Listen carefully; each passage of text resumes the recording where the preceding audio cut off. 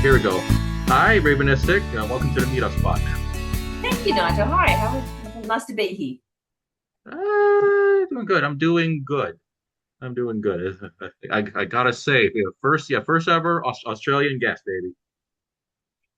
Oh, yes, it's interesting. I'm all the way over here, and I've got a lot of all the interviews that I've been doing are all in yeah, all America actually. I had a couple of radio interviews, and so they've been from a radio station in California, and now yourself, and somebody else who it's another one from America. So it's been nice to go traveling virtually. Hmm. Yeah, yeah, it's pretty much fun as heck. Um, so here we go. Let's start. First, Ravenistic, tell me about yourself and your growing up story. Okay, so I'm Ravenistic. It is a stage name, but yeah, we can just use that. I mean, I'm sure Lady Gaga, it gets called Lady Gaga. So I grew up in the western suburbs of Sydney, Australia. And I had a dad and a mom and three brothers and a sister and two dogs and a cat. It was a very busy, very crowded house. So quite often, typically you escape into your room and same thing. So I would listen to my music and listen to my tapes and I'd play records and I'd sing along to the records. My mum had some records. We ended up getting them. And that's kind of what I would do on the weekends. I would sing along to them. And when I was in school as well, I was in the choir. And then in high school joined the school rock band as a singer and then played clarinet for a while. So that was just pretty much my hobbies were that, like roller skating on the weekend, catching up with friends, playing with friends. But music and art were the two things that I really liked doing all the way through school. And then when I left school, I realized how much I really missed like actually performing and singing live. So I did what you normally do, and um, I started a band. My boyfriend at the time, he played guitar. I played guitar because I got an acoustic guitar when I was about 10 as a Christmas present. So I already knew played guitar. He played guitar. He knew a drummer, and we also knew another guitarist. And that was it. We kind of started a band. I did start out on keyboards because we already had two guitarists. So I started out playing keyboard in the band and then moved on to playing bass guitar because we didn't have a bass guitarist. So, and that was the start of our music career, my music career. Music career. So before we talk about your music career, you mentioned roller skating on the weekends. Do you still do it?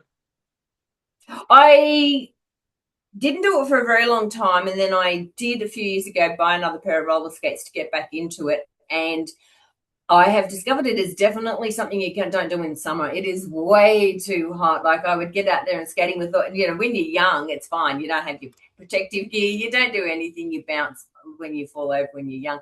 But now I go on with the helmet and all the protective gear and the long pants, and it's a winter sport for me now. But yes, I still go out and do it. So I'm just going out. We don't have any roller skating rinks or anything in Australia. I think there's like two in the whole of New South Wales. It's just something that they couldn't keep up with insurances. So a lot of places like that just fallen away. So there's a park that I go to that has a nice flat path, so we'll go down there. Just a bit of fun, a bit of Okay, exercise. Yeah, so it's good. okay, okay. And uh, Ravenistic, why do you do what you do? It's a very good question. And I ask myself that a lot because basically, essentially, what I do is write music and create music and release music in a very heavily saturated marketplace. It's one of those things that it's not like I'm not meeting a need or meeting a demand. So it's highly saturated. We're all out here just doing all of this. But I think I do it for the same reason that everyone else does is fundamentally people are storytellers. We really, really like to tell stories. Even if it's just what happened today at work and you come home and you tell somebody this happened to you or you saw this or this happened to somebody, from the very simple things like that, we're all storytellers and want to share that with other people. And I've just chosen music because I like music. It's always something that I've always loved doing.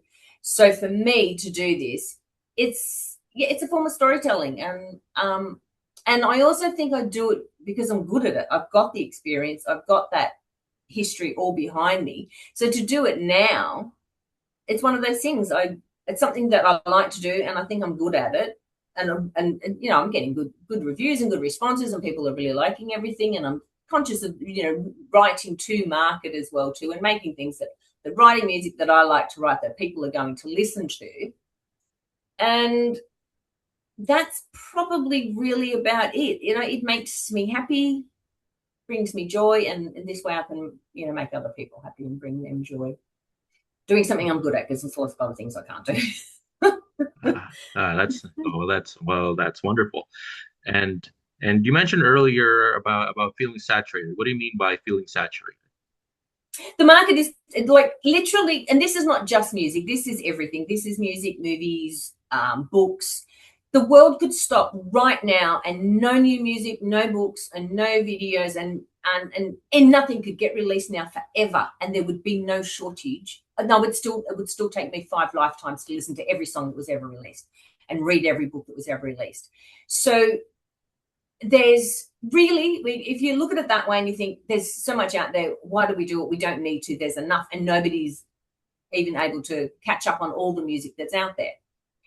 So it is extremely saturated. It used to be, and it is, and it probably has always been slightly, but there were gatekeepers. There were, you had your record companies, you had your managers, you had your agents. These were the gatekeepers, and they looked out there for the best of the best, the pop culture, anything that they could put out into the marketplace and control it and say, here you go, it's controlled. Here's the funnel. You've got all of these people who want to write music. Here's the funnel. We're the funnel gatekeepers, and we'll release it out into the industry. And that's always been the same with like books. You had publishers, movies, you had movie studios, and music, you got record companies. Then what happened is a lot of people learned how to do all this themselves. So you've got independent filmmakers, you've got independent music creators, you've got independent writers, you've got independent people doing this because all of the technology and all of the know-how to do it is no longer just locked up in this little vault with all these people who are these gatekeepers. So we all know how to do it. And so we are bypassing the gatekeeper. And there's a saying that's like, when I was writing novels, the saying is, the good thing about self-publishing is that anyone can do it. The bad thing about self-publishing is that anyone can do it. Have I just lost my camera? Are you okay? Here we go. So here, Did you so yeah, what? did you want to ask that last question again? Do you want me to do that question? No, it's fine. Let's just move on. Yeah. Okay, here we go. What kind of mindset did you have when you first started? Well, when I first started, yes, I was very young, and that is what we wanted to do was, be in a band, start in a band, go make demos, go record music, go play live. And that was how it was back then. We were in the 80s and the 90s, and it was, you would go to gigs and play in gigs, and you would hope that maybe there was somebody there from a record company. You would send off your demos, and you would hope to build a following and that kind of thing. So that was when I first started. That was what we wanted, the same thing that was just typical. That was just all you knew. That was what you were kind of told, that's what it was. You had to, if you wanted, because I'm talking about like those gatekeepers, if you wanted to release your records back then, it wasn't so much the dumb thing to do independent so much. You had to try and get your record deal because they would fund everything. So that was what we wanted when we first started. That was our mindset, and we did all of that and performed all the gigs and played, and then after 10 years, it just wasn't fun anymore, and it just wasn't enjoyable. So I gave it up and had a very long hiatus, because I was just, it wasn't working for me. So I took a long hiatus, gave it all up. And then I decided, I still wanted to do something creative. So I wrote novels, and went off to write novels. And you've done scores for sci-fi movies or and shows. Yes. So I have written that. When I started to, then I realized, because I wrote novels for a while and took about 10 years of doing that, and it was enjoyable for a while, but it stopped being enjoyable. And then I went, I want to get back into music, and things completely different, absolutely completely different. The whole entire industry and the scene was different. And also too, I was like, I'm not going to go back into a live performance. I'm not going to start a band. I'm not going to go through all of that, because that is, that takes 10 years of that to get that cohesiveness of the band. And and write your songs and get your songs. I'm not going to do that. And so of course it was something that I knew I needed a skill set. It was a different skill set now, like recording your own music and in your own home studio is a very different skill set. So I had to learn that. And one thing I found was a good way to learn that was to start with instrumentals, because vocals are incredibly hard. They are, the people who make the vocals sound really good have got so much experience and so much talent. So I kind of took that, I suppose I took that complication out of it for a bit. And I thought I'll start with writing some instrumentals and film score and like tension music, and then sort of, I suppose, learn the craft on that, because I really do like it. I absolutely love it. That's one thing I've always loved, is when I watch movies and I'm quite conscious of the music that's in them. And I didn't really realize that that's actually it's its own field. It's its own music field. It's more tied to film than the music industry. It's tied to the film industry because they need music, so they'll either source it or they'll hire a composer to write into it. And so I kind of was doing searches about what am I going to do, what music am I going to do now, and somehow fell upon that.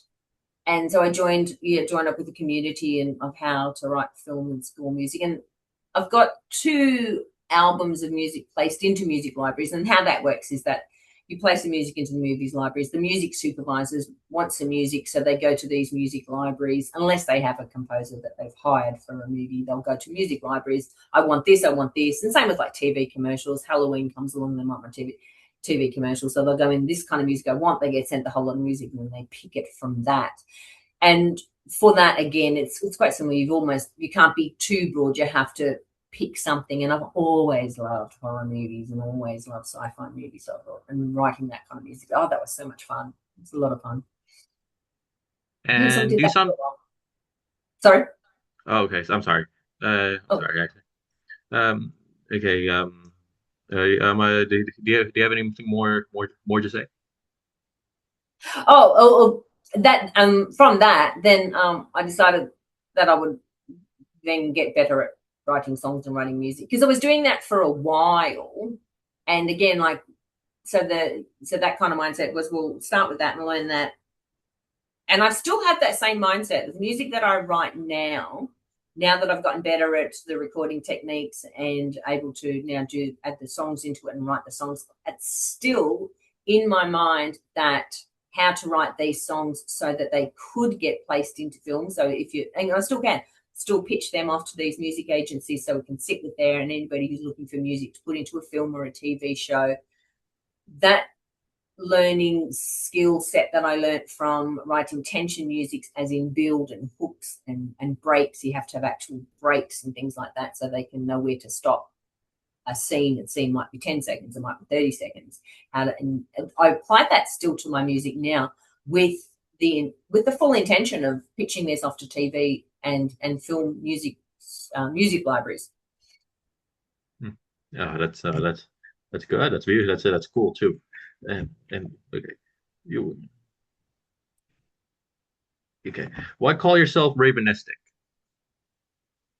Well, because of the tension and the film score, I actually do use my real name for that, which is so that's under Deb Richardson, and Deb Richardson Music, because so I leave that where the separate publishing and licensing and all of that, and just not confusing. So I had to come up with a name for my so for my music, and I wanted to also know that I wanted to write music that was upbeat and tempo and positive and boppy and poppy and rocky. And then so it came along with a name that it looks good. It looks good. So I would come up with something that looks good on an album too. Something that look good on an album, look good on t-shirts, and look good. And so Ravenistic, and well, that works because it could have the raven side of it. You've got the dark bird. So that's slightly. I do actually absolutely love moody rock songs. I just don't write them. I do write them, but I turn them into more poppy rock songs. And that ties me into that love of that horror and that film and sci-fi that I love. And adding istic on the end of it, it's kind of like, ish, like she's rockish, she's poppish, she's darkish. So to me, it's like having that little bit of an istic on the end of it, is that little bit, well, she's not quite dark, but she has a Yeah, and she's not quite pop. She's not totally pop. She's not totally rock. She's a little bit of a mix. So that's kind of how I ended up coming up with that name. Something that looked good and something that was a bit more, yeah, not so genre definitive because I write across genres. That's a good. It's interesting to say. You mentioned Australia has a poor live venue situation. Has it improved since? What do you think can be done to improve the situation? So even when I started playing in the 80s and 90s, there were limited venues, and so you would turn up and play at these limited venues. But there was a scene. There was always a scene, and it was quite good. I think definitely even before COVID, I know like everyone wants to turn around and say blame COVID, so COVID killed everything, and I'd like to say I think that was the nail in the coffin. But even prior to that, a venue started closing down because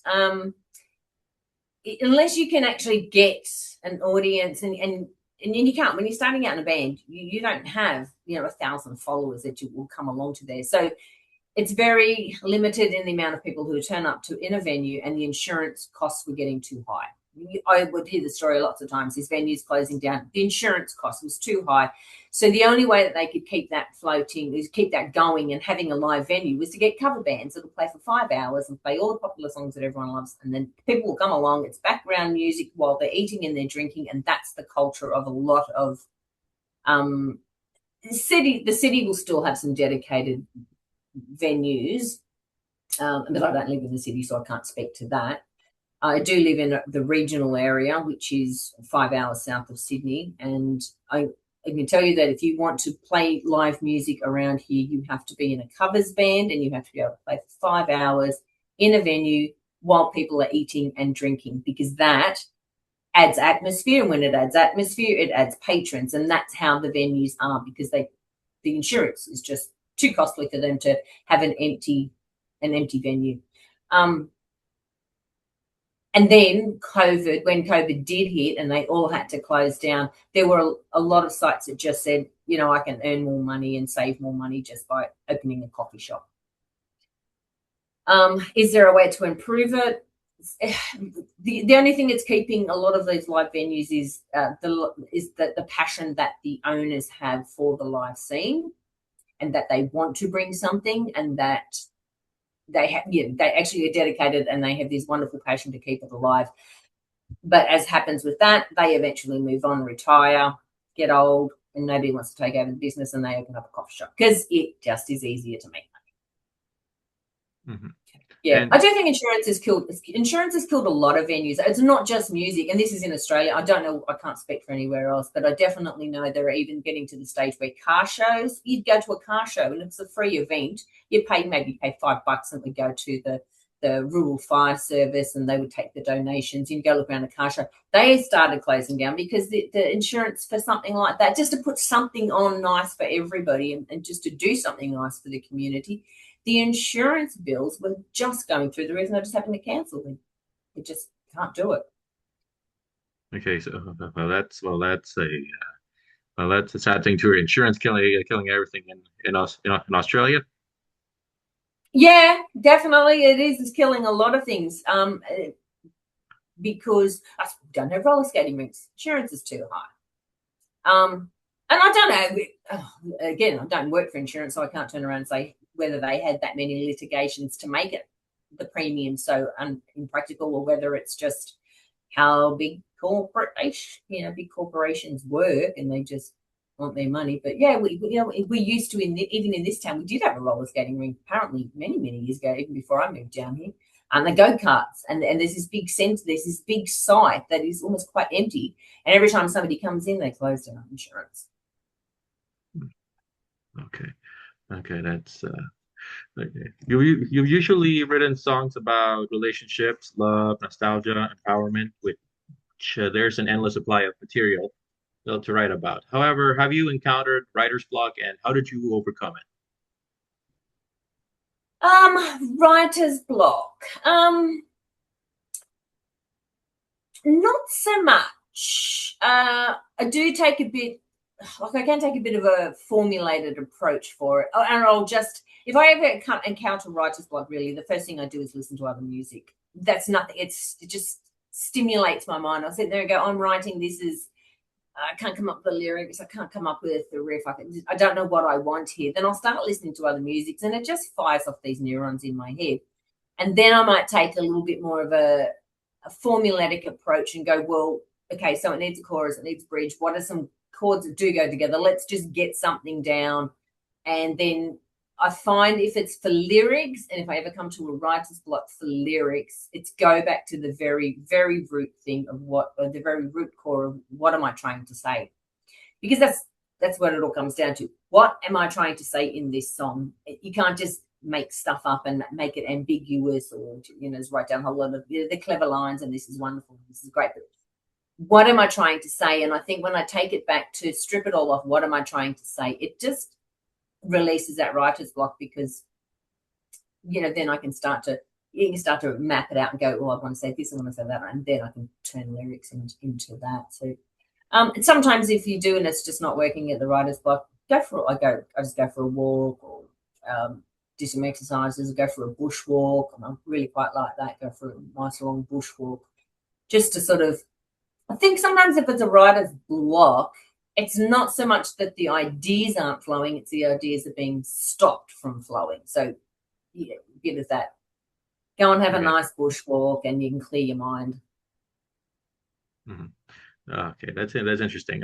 So you listen to a lot of music that you find stimulating. How do you make sure that how do you make sure that when you listen to a lot of music that you don't when you make your songs, you don't have the same kind of melody to the other ones? Yes, that is definitely one where you start to go, oh, that's sounding too much like it.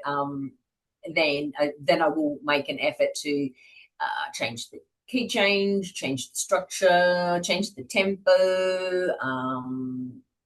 And sort of find a way to definitely make it change, but it's still influenced by it, because that's just how that inspiration can still work. But I will look at it and go, that's sounding too much like this, so change the structure. Yeah. Speaking of influence, though, I like how it's influenced by 80s and 90s. I remember playing "No Yeah Yeah Be the Same Again" to my mom. She said she reminds her of Clueless.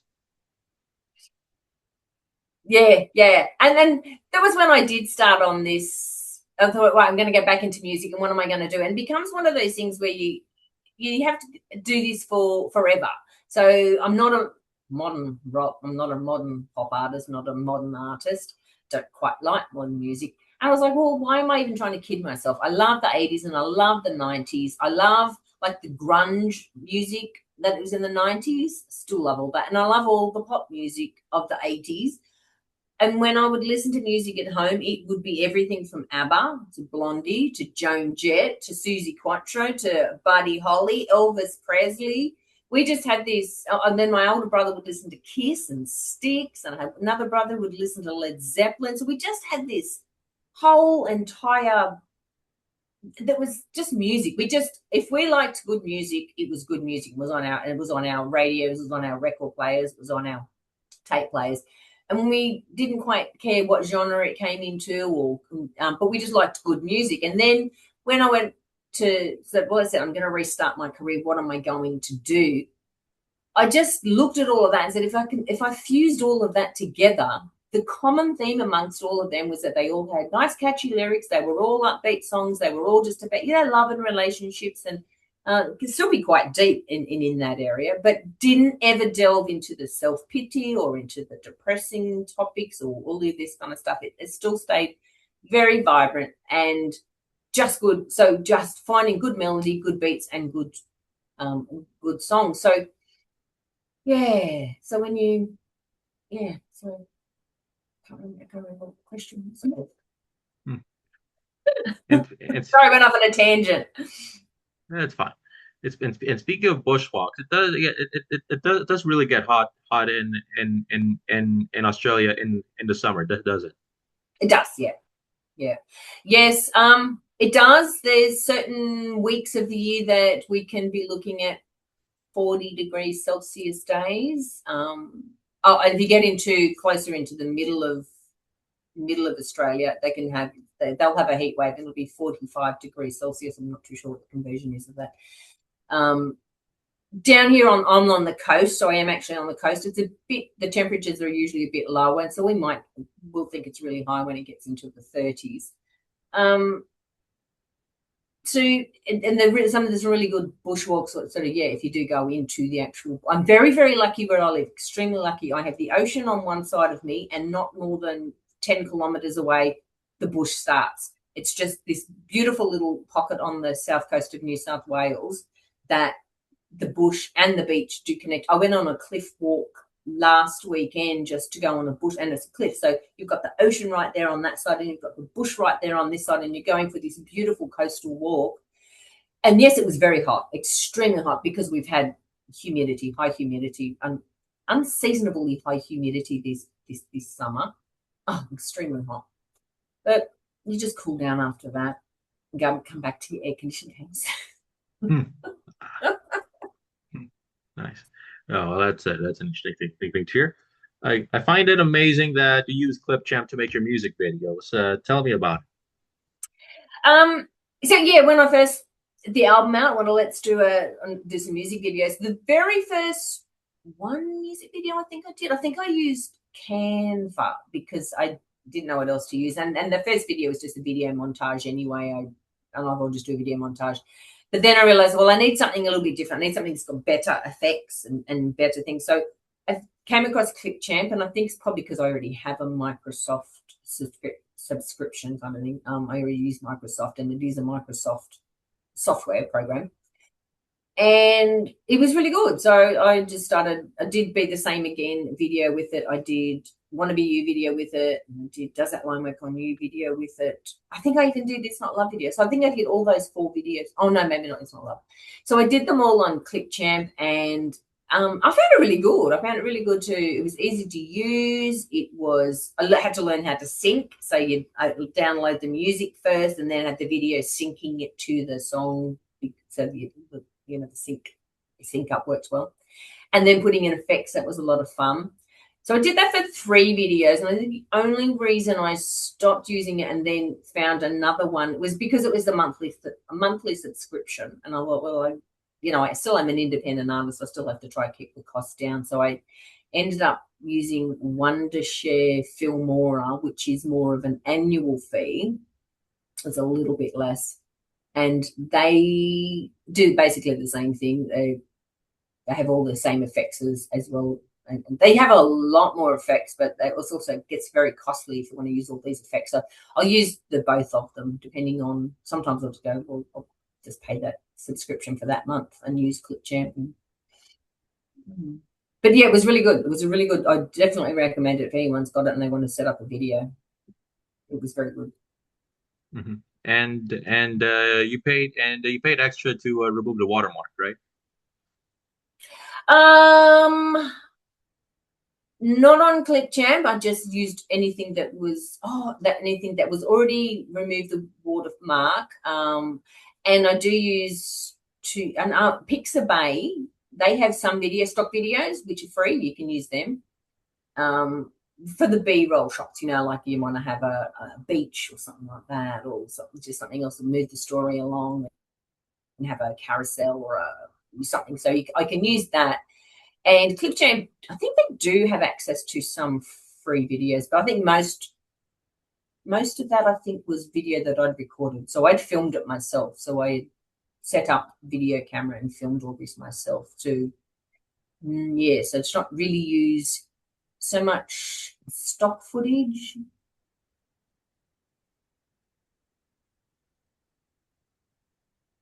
Okay. Before we end the segment, one last question. What does the work you do right now mean to you? It is definitely happy, joy, soul filling. Because the work is a lot of fun.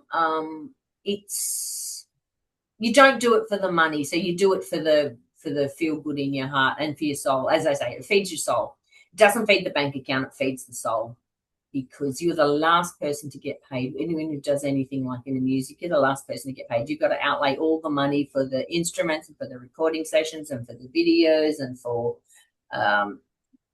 everything that you do. You're out, and you could wait three months to see your first royalty check. So just saying, yeah, just doing it for the money, no, doesn't feed that. Feeds the soul. That's what it does for me. Yeah, that's wonderful. Well, okay. I guess that's it for this. Okay, that's it for the questions. Let's move on to the last segment called Quick Fire. Just answer questions quickly in Yep. under 90 seconds. Are you ready? Yes. Here we go. Louis fan, yes or no? Yes. Yeah, favorite Bluey app. Actually, I don't see too many apps because I don't have kids or grandkids, but I do watch it every now and then. And I think the favourite one I saw was when they had this like tree trunk and they were turning it into, they're just their imagination. It was just their imagination. They just did everything on this tree trunk, and it was so much fun. It's funny. I can see why kids love it. Okay, and Bluey's for everyone at this point. Oh yeah, yeah. I even got adult nephews who love Bluey. Okay, John Farnham fan, yes or no? Oh, not really. He's not my style. I like his song "You're the Voice." I think it's a great song. It's a really good song, but the rest of his music's just too nah. Same. One word to describe yourself. Stubborn. Okay. Best place in Sydney for a good meal. There is a place I used to live in Randwick, and they have an old-fashioned cinema. They have an Italian restaurant and a Mexican restaurant. It's a fantastic place. I should make a trip back up there to go see. It's just fantastic. It's called Randwick and the Spot. Nice. Best place in New South Wales to go road tripping or travel. As much as I live on the south coast, and it's a beautiful stretch of all this coast. I like going inland to the Snowy Mountains regions. It's great for a day trip because you can get to see the big blue sky. You get to go through different country region areas. You get to go to the top of the mountains, down into the mountains. So you can be quite bushy. Then you can get up to the alpine ranges where it's a very different landscape. It's such a different landscape. It's definitely got that whole look of it is like a blue-green grass because of the altitude. So it's a blue-green grass with lots of blue-green boulders and then shorter trees which have no leaves. It's just beautiful. It's spectacular. I do love doing and then we have a big lake over there, Jindabyne Lake. I love doing that road trip. Nice. It's nice. Again, I guess we're done with a quick fire. So, are you ready? Let's do a screenshot. Hold on.